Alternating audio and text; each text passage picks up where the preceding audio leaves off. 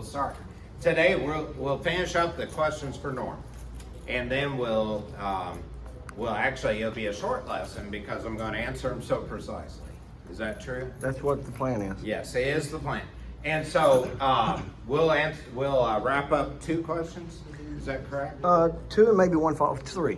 3? Okay, 2 or 3, depending on how it works out by then, since it seems quite variable, right? Yeah. Okay, so we'll do 2 or 3. We'll do 3 questions, then we'll have a short one today, and then we'll start in the next lesson, and you can see what that is when the time comes. So, although the people here know.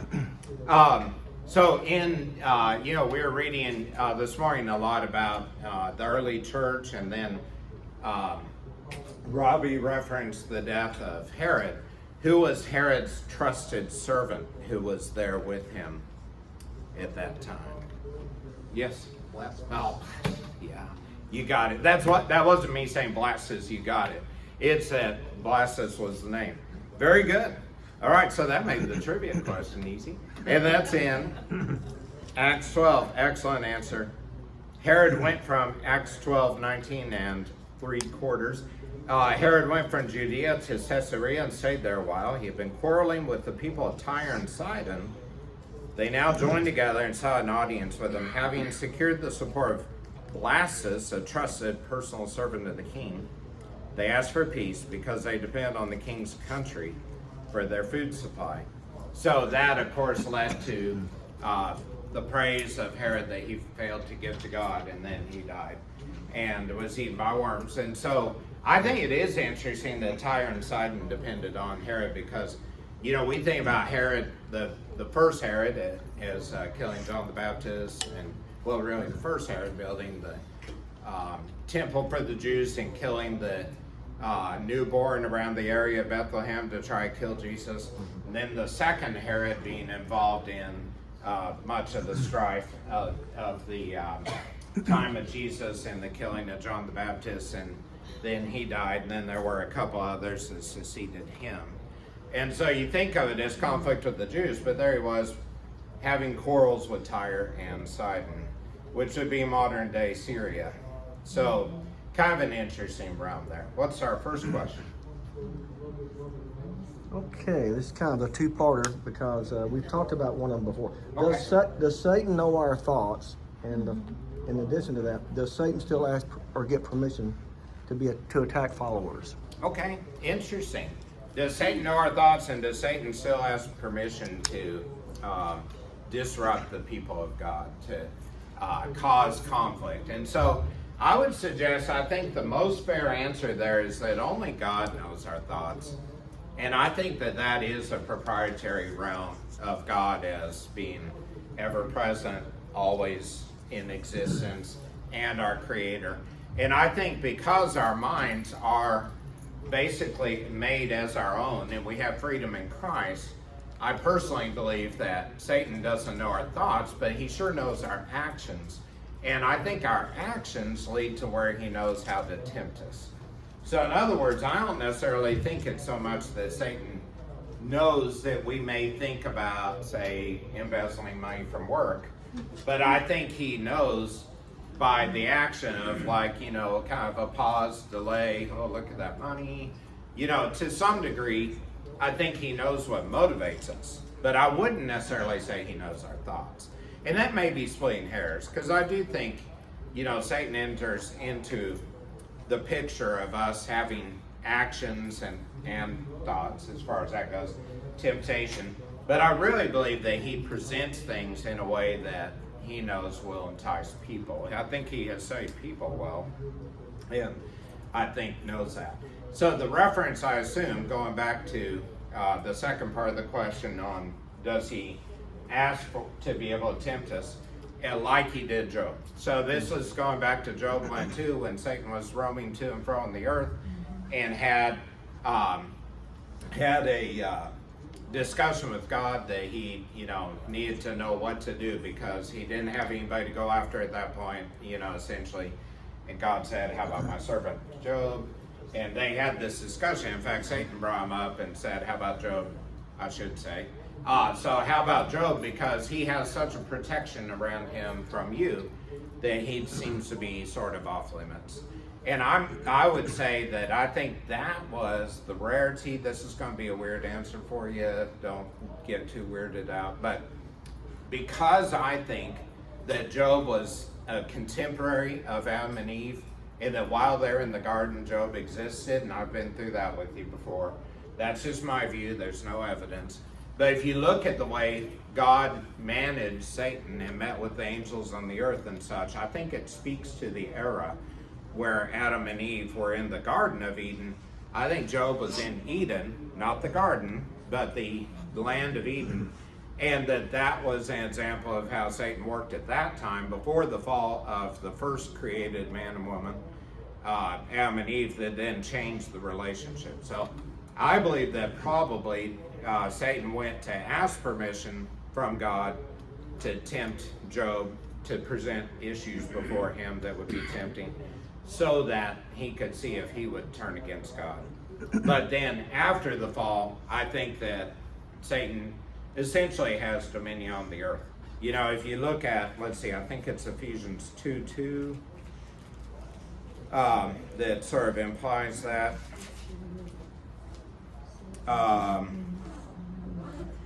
As for you, this is Ephesians 2:1. As for you, you were dead in transgressions and sins, in which you used to live when you followed the ways of this world, and the ruler of the kingdom of the air, the spirit who is now at work with those who are disobedient. So the ruler of the kingdom of the air seems to be an inference of the earth. And so I think Satan has dominion on the earth to cause temptation, struggle, sin, and then God has ultimate dominion over that. But we do work on the earth where Satan has his presentation. Yes? It's almost like Satan was tempting God, and God said, Yeah. okay, I'll give you. And you know what I'm saying? Yeah. No, I think so. I think Satan was trying to interfere with the way God was taking care of his people, because God clearly was protecting Job. He had this hedge of blessing around him, and I think it's really interesting that Satan went after that, because, and we might say too that as you see a righteous person, Satan seems to attack them more. I think we clearly see that in the church we get attacked over issues.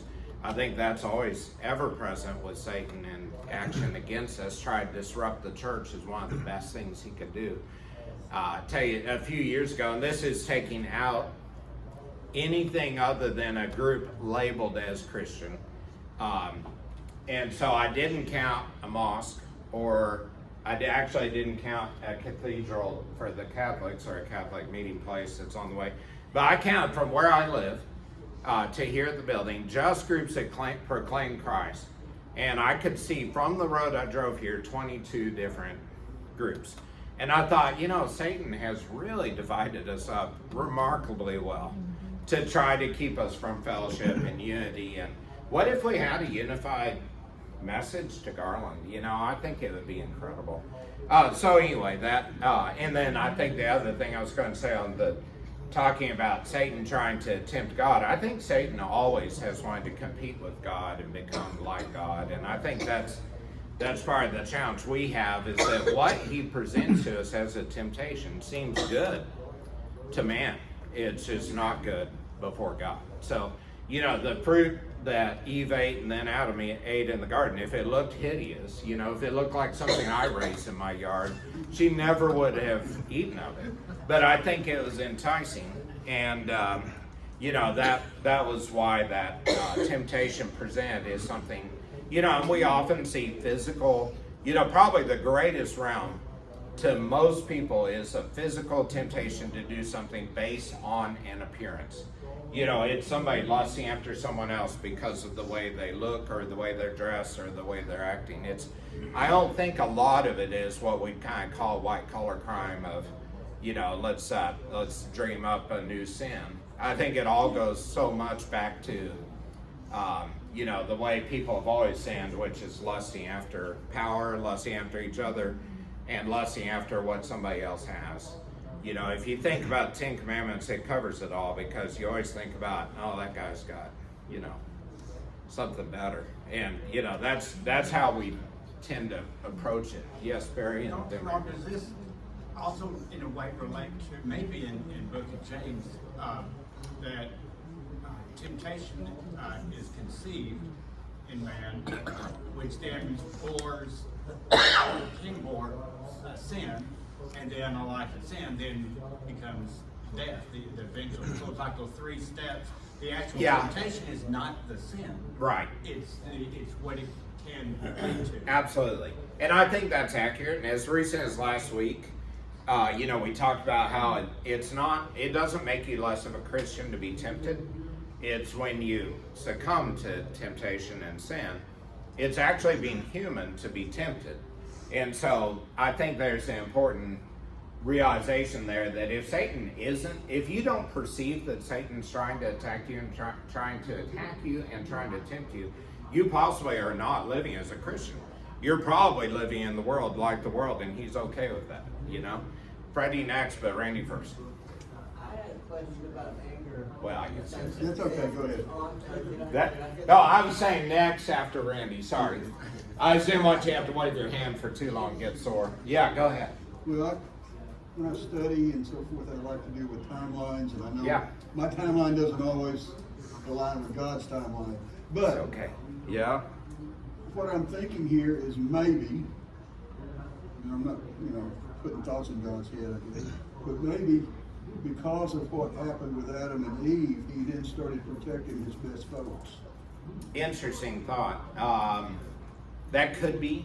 I think our ultimate shield of protection is faith, to know that Christ's blood covers our sins. And that is an interesting thought. I think he did protect his people for particular reasons. You know, if you think back, in just a second here, Frank, we'll get to you.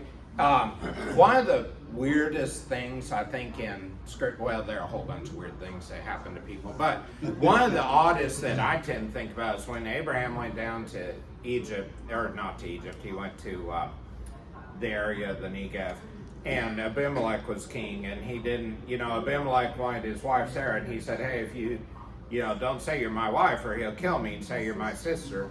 And if you read that passage, I think it's Genesis 19, if I'm right, it says that, it was after he had been promised that Isaac would come. And then it was right before Isaac was born. It kind of wedges in there. But it says, after a while, Abraham just moved down there. And it's like, why in the world? Why did you leave the land God gave you? And it was after the destruction of Sodom and Gomorrah. He had already seen what God did to wicked people. And then he goes down and says, first thing he says was, watch out, because they're going to kill me because of you, because these are wicked people. Let me see if I can actually read that. And I think, that's how humans are. We get in tune with God's will, and we think, hey, God's really taking care of me. And all of a sudden we veer off and say, hey, I think I can do this on my own because God's taking care of me so well. And it's really, it's really crazy. But he really didn't die. He didn't lie. Right, she was sort of his sister in a odd, He was strange relationship type She way, was yes. Yeah, she was a half-sister once removed. She was like a half-sister, one generation different. But, so that is true, but she also, by covenant purposes, was his wife. And that's where the flaw was, I think, he didn't reveal the whole covenant with God. It's actually Genesis 20, not 19. Genesis 20. Now Abraham moved on from there into the region of the Negev, lived between Kadesh and Shur, and while he stayed in Gerar, and there Abraham said of his wife Sarah, she's my sister. The Abimelech king of Gerar sent for Sarah and took her, but God came to Abimelech, said, she's a married woman. And then so we go on down to when Abimelech summoned his officials in verse 11, confronted Abraham. Abraham replied, I said to myself, there is surely no fear of God in this place, and they will kill me because of my wife. Besides, she's really my sister, a daughter of my father's. I missed a page. Hang on here. Though not my mother, and she became my wife. When God had me wander from my father's house, so I said to her, this is how you can show your love to me. Everywhere we go, save me, he is my brother. Does that make any sense? That they would go everywhere and she'd just say, hey, that's my brother. This was because Abraham drifted away from where God had protected him. And I think it's really an interesting thing. And it may be more interesting down at verse 17. Abraham prayed to God. God healed Abimelech, his wife, and his slave girls, so they could have children again. For the Lord had closed up every womb in Abimelech's household because of Abraham's wife Sarah. Now, do you think they were there just for a day to know that the wombs are closed? No, they were there for a while. You know, it was like God had said to Abraham, Sarah's going to have your baby. I'm going to bless you in this way. But he took off and went and lived where she lived in the palace of Abimelech, or whatever it was of Abimelech, for enough months that they knew people were barren. And I think that's really a very telling thing about how we sometimes feel like we're walking in God's will, and then we just veer off to this, hey, I'm going to try this out. And it's kind of crazy. Freddie? I'm fine with what you got. Okay, thank you. Sorry to put you off there. So Yeah. just to augment the thing about temptation and sin, and temptation not being sin, is that it is probably sin to keep putting yourself in a position where you know you're tempted. Yes, I do think that's true. To say that again, he said that it probably seems to be more veering towards sin, not just to be tempted, but to put yourself in a position where you be tempted. Where you know you're tempted. Yeah, Is to continue where to you do know it. you're tempted. And I would say that gets back to the classic issue of, like, for instance, a recovering alcoholic should never become a bartender for a living, you know? And we all know that makes sense. But on the other hand, people do that kind of thing, you know? They end up, like, being convicted of that. Tell you, I know a guy that I went to church with up in Fort Collins, Colorado when I was in residency. And he was a contractor, and he was convicted of embezzling funds from his contracting company. He would, lay out the proposal for building a house, and then charge somebody, and then take some of the money, and then send them another bill, hoping it would cover what he took, and so on and so on. And pretty soon, people caught on to him, and he was convicted of that embezzlement, even though it was his own company. It was interesting, but he was lying contractually. So he got sentenced 4 years in jail, spent about a year, and he had 2 little kids. We took care of a church, and he has, and his wife, while he was in jail. He got out with 3 years probation, and what did he do? He went right back to the job, started stealing money, and and so he ended up with like a 21-year sentence because not only did he embezzle again, but he broke his probation. And, people do things like that, but he should never have gone back to the spot where he was handling the funds, or at least didn't have, like an army of friends who were watching it with him. And so I think it's sad what people do, but definitely going back, going into the spot of temptation, it's kind of like I've always told my kids. I don't see any of them in here right now, so they can't tell you if I've always told them this or not, but I have. And that is that, there's one good way to not end up in ridiculous amounts of trouble as a young person in high school or college, and that is spend time with the right people. That's probably the clearest way. If you spend time with somebody who, says, hey, let's go down to downtown Dallas and buy cocaine and party it up for a while. And even if you say, hey, I'm not going to do that, but I want to lock my friend down, I'll be with him while he does it. They're in the bad company of, what's going to happen there. I just was reading in the morning news this past week about sad story of 2 friends who were murdered down in 2 blocks south of a convenience store in Pleasant Grove. And no, it wasn't Pleasant Grove, it was Fair Park. And the story was about how they were awesome kids and fantastic and looked out for each other, always spent time together, didn't want to be alone from each other, best of friends, leaders at school, everything. They're from, I think, Lake Highlands High School. And so they had said that they figured out, the family found out they were both murdered down in Fair Park, and it was 3:30 in the morning, kind of a trouble zone. And they found out from Instagram messages that the guy was selling a Glock stopper, which is one of the friends was, device that's designed to take a single shot pistol and turn it into an automatic weapon. So they were going down to a known danger zone to sell a known gun product to a guy, and they got shot. Now, I mean, there's not a great deal of surprise there because they were spending time doing the wrong kind of thing. And so, you know, I know kids think impetuously, there's no doubt, but, you know, you got to think about what is tempting you, and if it's tempting you, avoid it. Don't try to say, hey, I wonder if this time I can get by without sin, you know? I mean, that just doesn't seem to make sense. Okay, next. Did I Okay. answer that? Okay. Hey, I want to back up for a second while you're trying to remember how to read your writing there. Then, I do want to say, just to clarify on the thoughts issue with Satan knowing our thoughts or not, and Satan knowing what tempts us. I think to some degree that does spew forth just from our character.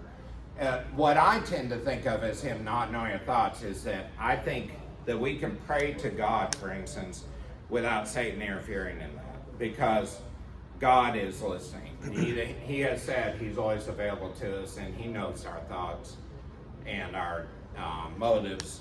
And that's what I'm basing that on, is the spiritual side thought. I guess you could make the argument Satan may know that you're, tempted to steal from your neighbor's garage if they leave it open, but I suspect that's more because you watch to see if it's open and he kind of knows what's going on there. Well, it tells Yeah. us that he's seeking those who he can devour, which tells me that there's some that he can't. Yeah, that's true too. I think that's a really good point. I think Satan gets And that's what frustrated you're by talking some. about, how to be one of those Yeah. that he can't, just not hang with the right people, that's one of the ways. It absolutely is. And hanging out with the right people just makes sense all across the board. And I think that's one reason Christian fellowship is so important. And, we should spend time with non-Christians because we need to be able to teach them. But we shouldn't spend the majority of our time in a spot where we're going to be tempted. But Exactly. we don't have to be going to gang in the park at 3:30 in the morning. Right. You just think about that and you think, no wonder there was trouble, right? I mean, it's like the whole thing reeked of trouble. And I think when it comes down to that, I think that's just a very, I think our eyes should be more open than that. And I'm not trying to bring down judgment on those kids. I mean, it's really a horrible deal and their families going to suffer the rest of their lives. But it just strikes me as, let's think before we act. How many times we say that too, And the other thing I just want to throw in about Satan is just the to and fro on the earth does. Although I don't think Satan goes to God every time he wants to tempt me, for instance, and ask permission, but because I do think that was a Job era deal. But I think it does speak to the fact that Satan, as the prince of the air, or the earthly limitation, is that he is limited on earth. And I think sometimes when we face temptation, it's just general bad idea of temptation to not follow God. I think sometimes it's Satan's dominion, minions or demons that maybe tempt people. I think it's interesting that so many of the population groups of Canaan all had false gods other than God, because they had something that was sort of driving them away from seeking the true God, Yahweh God. But I don't think Satan can be available at each one of those spots. I don't necessarily know that Satan's right in this room trying to catch one of us here in a minute. It wouldn't surprise me at all if he has, this demons around that are. Well, Lord, even the fact that our scripture says the more that you withstand Satan, he'll flee from you. Yeah. Hey, this is not working. I'm going to move on to somebody who Absolutely. might. He will flee. Yeah, and I think that's a really important thing, that if you are in tune with the Spirit in you, because you're a baptized Christian, have the Holy Spirit and have that guidance and that interpretation of prayer and need and what you need to say when you need to, I think Satan's very likely to flee from you. Maybe because he does, and then maybe has some demons looking out for whatever, you do. And you can fail on your own, I think, just by being human again. If we're to be dead to ourselves, it means we don't go back to living without God, as, trying to resurrect the old self. And Paul really references that too in some of his teachings about he doesn't want to go back to the old man, he wants to be the new man. And I think that's really important teaching. Okay, next question. All right, we'll end up with this one, I guess. Okay, is this the third? Well, I asked a two-part question. Oh, I see. That's why it's 2 or 3. Exactly. Man, math is starting to make sense. Okay. But this one may not actually, no biblical verse comes to mind when I read this, Okay. but it's got enough butter, it lathered with enough butter that made it worthwhile, I guess. Great. As a physician Ah. and a biblical scholar, Uh-huh. what are your thoughts on the bright light observation of others from above, floating experienced by those who momentarily die and are then brought back to life? Interesting. All right. So, as a physician, what do I think about the light at the end of the tunnel? And The biblical bright scholar. light, and what? And biblical scholar. Yeah. Oh. Physician and biblical scholar. That's very kind. I love saying the Bible. I'm not going to declare myself a biblical scholar, but I love saying the Bible.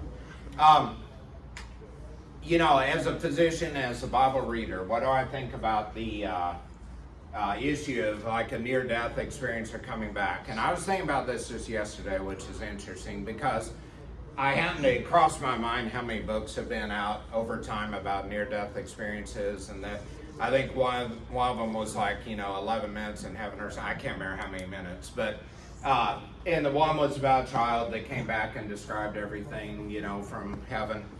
And my main answer to that, and I think Johnny hit the nail on the head, is that there's no example of that happening scripturally, including when Lazarus was raised from the dead. He didn't say, oh, let me tell you about this light I saw, and I don't know that it would have been necessary for him to. But I do know, like we read last week, that Stephen looked up to heaven, saw Christ at the right hand of God. If he had looked up there and seen heaven, and the God, for whatever reason, said, hey, I'm going to pull you through this stoning, you're not going to die, I don't necessarily think that would have been part of that story, because I think heaven is heaven and earth is earth. And in my gut feeling, including being associated with medical care, being a doctor, I don't think that people sort of get taken into heaven and then get taken back to earth. That doesn't make any spiritual sense to me. Now, I do think that often when people are in a coma or, in terrible, sepsis where their brain activity is literally altered, I think all kinds of odd things could come. I personally think those probably are dreams, not visions. And I just don't think that it's the construct of what God promises us, that if we live a faithful life, that we will then die, go to heaven for a little bit, and then come back, have to deal with temptation again, have to deal with recovery physically and whatever, and then go back to heaven when the other time comes. I just personally don't believe those books, frankly. Go ahead. What do we make of Paul's account of when he was stoned that time? Well, there are some differences in Scripture. So I point out the one I wanted to. But I do think Paul had a couple of really interesting experiences, like seeing Christ when he was blinded on the road to Damascus. And I think those are more the miraculous formation of the early church. That honestly, and this is another whole answer for a different time, I personally am not a big fan of thinking that God's miracles have gone away. I think that we fail to recognize them quite frequently. But I do think for purposes like the other example other than that one of Paul when he was stoned would be when John saw into heaven and saw the heavenly hosts and described it all, what we feel, accurately, I believe, to be perfect description of what a human could describe of heavenly circumstances. And then he came back, but that was all for God's will to teach people. I don't personally necessarily think the child who had a near-death event is going to be the kind of the teacher of God's people now. Like the 11 minutes in heaven or whatever. I don't know. What was that one? Was it? It was something like that. Anyway, there were a bunch of them. I don't necessarily think that's the case. Is there something Because medically? I think it's a bigger part of God's will. Is there What? something medically though, when you go through that, you might think you saw a bright light? I think something that in the there brain? are near-death conversions. Let me say it that way. That I think that, much like we talk about the foxhole conversion, when you suddenly realize your life may end, I think you sometimes realize there's a God. And I think that can happen. But I don't necessarily think it's literally a vision of heaven and then it's taken away. Maybe that's the difference. Yes? Do you think that there is paradise and then there is heaven? Oh, good question. Do I think there's paradise then heaven? That is a great question. Let me answer it this way, to say that I think we confuse terms because they're all in the spiritual realm. And so if you look at the Old Testament, there's a lot of talk about Sheol, or the grave. And the grave or Sheol are compared to hell in the New Testament, but it's not real clear that that in the Old Testament is really distinctly hell. And then if you look at following after God, being taken by the hand of God, like Enoch was, or like God took the body of Moses when he died, I think we all understand that was heaven for them, but the word isn't used as, oh, they went to heaven. And so then we read in Hebrews about how sins were rolled forward. Just a moment. We read in Hebrews about how sins were rolled forward until the blood of Christ could cover them. And I think that is probably the closest description of paradise. And I think that's why Jesus on the cross said to the thief who asked that he could be saved, that he said, you'll be with me in paradise, to say is that was right before the forgiveness of everyone through the blood of Christ. And so I think when you die, you're immediately at the point of judgment in heaven, because there's no reason to wait if you're dead. There's no time. So I agree. that may be my cumulative answer there, Melissa. So just going off of you being on both sides of science and the religion part of it, do you think Uh-huh. that the bright light that people experience could be just like our own physiological, psychological, neurological reaction to dying? Because that's what Yeah, we told ourselves. that's actually a great way of looking at it. So the question is, I think the bright light could be our own neurological means of being essentially an expression of dying or nearly dead. And I think that does make sense. And the reason is that, if you view just life just as not, if you try and take God out of it, which is impossible, let me make sure I've said that, because God gives life, and we read that God is life. Basically, God is love, God is life. The Word became flesh, we know all those things to be true. But if you tried to look at just a living circumstance of cells being alive, what that is a combination of neurons firing in the brain that keep a circulatory system going so that a nourishing blood and lymph system can feed the cells of the body that gather that from the outside, whether it's oxygen at the lung or nutrition from the GI tract. And that set of circumstances all relies on the neurons in the brain firing. And so when the neurons of the brain fire enough to try to bring you back from death, I think it's absolutely likely there's some degree of light, bright. There also, I know, many of the, for some reason, nearly all the stories about that seem to happen in the hospital. And they're, maybe because it's more easily documented, I don't know. But there also are always bright lights on somebody who's about to die. When we would run a code on somebody in the hospital, when I was in residency, for instance, the first thing, we'd call the code, somebody'd run in, start doing CPR, check the oxygen, get an IV going, and somebody come in with this huge bright light so we could see everything. And, there literally is a light in the hall that you roll in there when that happens. And so, I don't know how much the light matters. I don't remember hearing a lot of stories like that from the 1800s, for instance. So, and that may be because I failed to read about that century. I don't know. Yes? I know it's not a question that he had, but Uh-huh. a question I've had is that we're told that we're going to be accountable for our sins, during that last day. But yet, Jesus' blood should be cleansing us of our sins. So it's always been like Here's what I think, and that's a great question, because we talk, I grew up with people talking about the Day of Judgment. On the Day of Judgment, you don't want to have to explain to God why you missed school that day, We'll rephrase your question. The question was, thinking about the heaven being immediate versus the idea that on that day we'll have the judgment, where somebody will be sent to God's right, to the left, there's the lamb, the Goat. lamb and the goat, and all that. How does that fit with my feeling, I guess is what you're asking. And my feeling is that is boy, this is a tough one to answer because I want to use human terms. That's a moment of judgment that I don't think, for instance, you die and then you line up for, let's say, 3,000 years until the earth ends. And then you go through and God says, all right, let's see, here's you going this way and you're going that way. I think it's instantaneous because there's no time.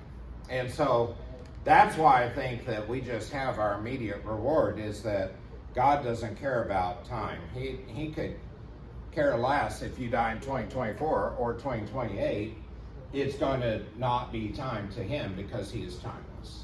And so I don't think, for instance, if I viewed like my grandfather died in 1977, I don't feel like he's sitting around waiting for the judgment for all these years and who knows how many more, because that doesn't make sense to me that he'd be sort of like, man, what's going on? Didn't I live right enough to be in heaven with God? And, it's just kind of, to me, it seems a little odd. So I think that the fact that God's not bound by time is the answer to that it's an instantaneous judgment. And there's no going back from it anyway. You'll die and then spend 40 years having somebody pray for your soul to try to save you like some false religions teach. Because that makes no sense either. Yes? I think there's two reasons why. You think it's instantaneous, and I do too. Mm-hmm. One is the story of Lazarus Yeah, that's it. and the rich man. Yeah, They the were other on two Lazarus, different right? sides. And also, in the Old Testament, it talked about their names being written in God's book. Yeah, In Revelation, it's he talked reveals. about us being written in God's book. Excellent Well, points. if you believe it, scratch off that note. Yeah, But when you die, it's going to be there. yeah, that's what I believe. So to summarize that briefly, she mentioned that Lazarus, the other Lazarus, the Lazarus of the parable / possibly true story of where Lazarus died and said, go send somebody to tell my brothers about God because they weren't believers, and just give them crumbs from the table, the whole deal. That seemed to be an immediate judgment. It wasn't, good, we got time for my brothers to hear about this, It just seems immediate. And then the others, our words our names are written in the book of life, and that when open, I think we can be confident there. Is that a fair summary? And absolutely, I agree. Okay, we're there. That's it? All right, we'll say goodbye from the questions for Norm. Thanks for bearing with us. All right.